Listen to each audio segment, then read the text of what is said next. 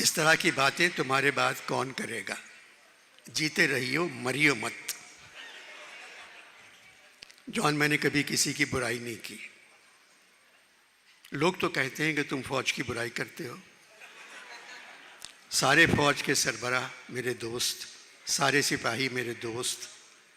दिल के ऑपरेशन के बाद भी मैं सिपाहियों से मिलने सियाचिन चला गया। सरकार के 3 तमगे मेरे पास हैं।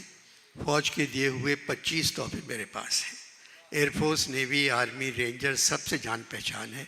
मजाक मजाक में फौजी को भी इंसान समझकर कुछ कह देता हूँ।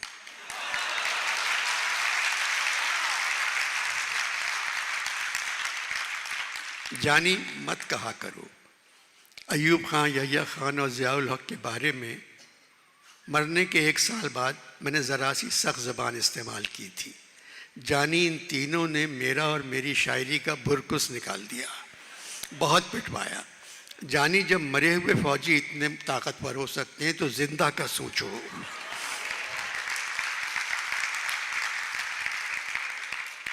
कुछ ना कहो। वैसे जानी, मुझे नेवी बहुत पसंद थी।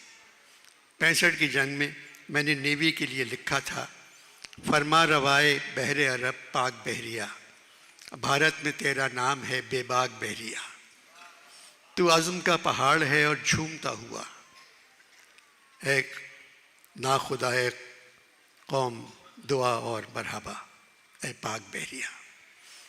जॉन, हमारी बहरिया को आज ऐसे ही तराने की ज़रूरत है। जानी, हमारी बहरिया आज समंदर से निकलकर टाउन में आ गई है। अब बहरिया टाउन पे क्या लिखूं मैं?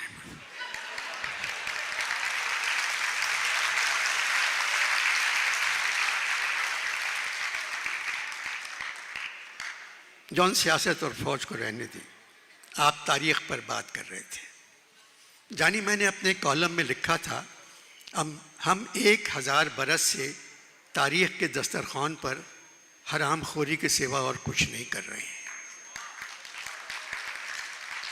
जॉन, 1000 साल को छोड़ें, 75 साल की बात करें।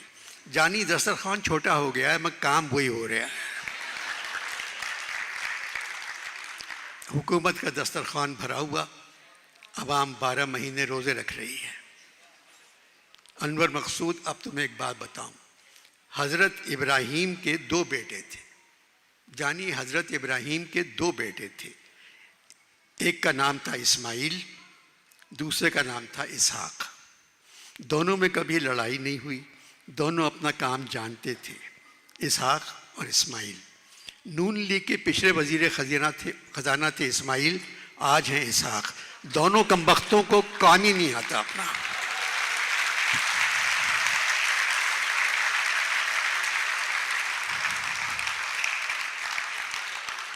बेड़ा गर्क कर दिया इकोनॉमी का। ये बताओ जानी, अब कौन सा मुल्क तुम्हारा दोस्त है? जॉन, से चीन रह गया है। जानी, पाकिस्तान कहाँ, चीन कहाँ? चीन ने दुनिया में सबसे पहले कागज़ तैयार किया और साला पाकिस्तान ही उस कागज़ पर रुपए पे रुपया छापे जा रहा है। कोई कदर ही नहीं रही हमारे रुपए की।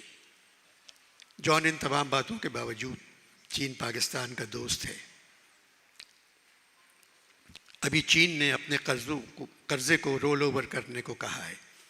जानी, तुम चीन गए हो कभी? नहीं गया जॉन, मैं 3 मरतबा चीन जा चुका हूँ। बहुत होशियार कौम है। उसने रोल ओवर कर्जे के लिए नहीं कहा, उसने वजीर ख़जाना से कहा है रोल ओवर। जॉन, आप कल चले जाएंगे, कोई ऐसी बात कहें जिससे दिल खुश हो जाए।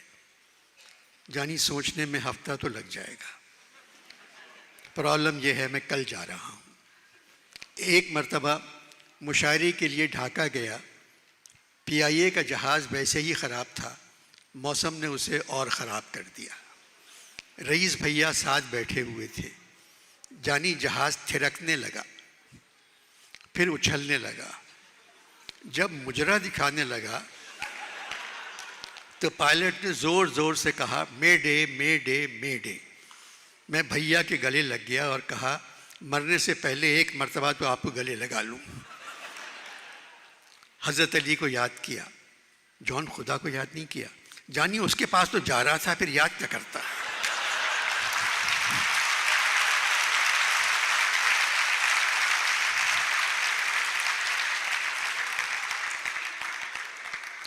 मीर का शेर पढ़ा, इश्क हक है कहीं नबी है कहीं, है मोहम्मद कहीं अली है कहीं। जानी 2 मिनट बाद जहाज यूं समझो सकते में चला गया। तूफान गायब, मगर मेडे मेडे की आवाज़ें बरसों मेरे कानों में गूंजती रहीं। मैं 4 मई से लाहौर में हूँ। आज 28 मई है, 24 दिन हो गए। लाहौर में हर जगह से आवाज़ आ रही है, मेडे मेडे मेडे।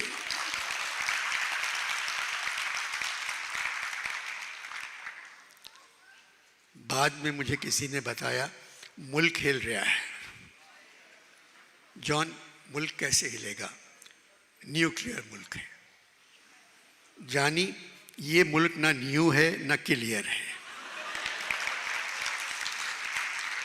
75 बरस पुराना है और क्लियर इसलिए नहीं है कि हर दूसरे मुल्क का कर्जा देना है। कर्जा दे दो फिर क्लियर होगा। जॉन, मैं एटम बम की बात कर रहा हूँ। एटम बम का जिक्र करके तुमने मुझे एक किस्सा याद दिला दिया।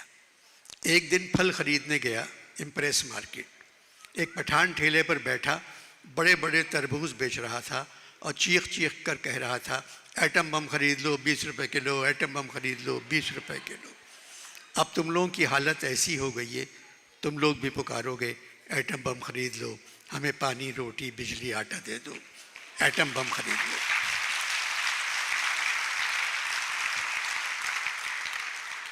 जॉन, वो वक्त कभी नहीं आएगा। जानी, वो आ चुका है और गुजर रहा है।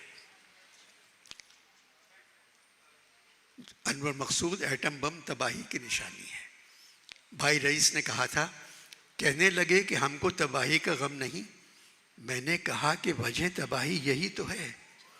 हम लोग हैं अजाब इलाही से बेखबर, ए बेखबर अजाब इलाही यही तो है।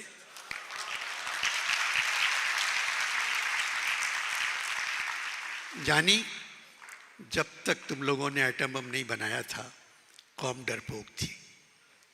जिस दिन चागई में तजुर्बा कामयाब हो गया, तुम सब ताकतवर बन गए, जबकि ताकतवर नहीं हो। डरपोक रहते तो आज ताकतवर बनने के लिए मेहनत करते, कोशिश करते। आज कहाँ होते तुम लोग? एकदम ताकतवर बन गए, मुल्क एकदम ताकतवर बन गया, कौम खुश हो गई। कौम को ताकतवर होना चाहिए। जानी, इंसाफ का निज़ाम ही किसी मुल्क को ठीक कर सकता है। यहाँ तो रियायत दी जाती है गज़ब करने वालों को, पनाह दी जाती है गबन करने वालों को। अजीब हालात से गुजर रहे हो तुम लोग। कुछ नहीं मालूम होता कौन किसके हक में बोल रहा है। कुछ समझ में नहीं आता किसको किससे शिकायत करना चाहिए। मुल्क की सबसे मुक़द्दस इमारत है सुप्रीम कोर्ट, मगर जानी, उस इमारत के सामने बड़े बड़े बिल बोर्ड लगे हुए हैं, सोया सुप्रीम सोया सुप्रीम सोया सुप्रीम।